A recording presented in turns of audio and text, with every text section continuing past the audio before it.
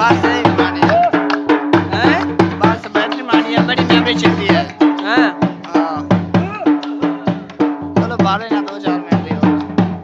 3 minute दी बाले ना 50 MB चल जाती है। 10 मिनट दी होवे ना 1 GB और 100 MB उत्ते टप जाती है।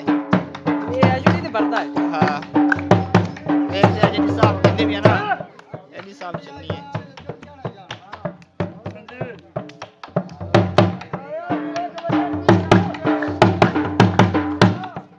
6 मिनट दी बाली सा बड़ी है। हाँ ना।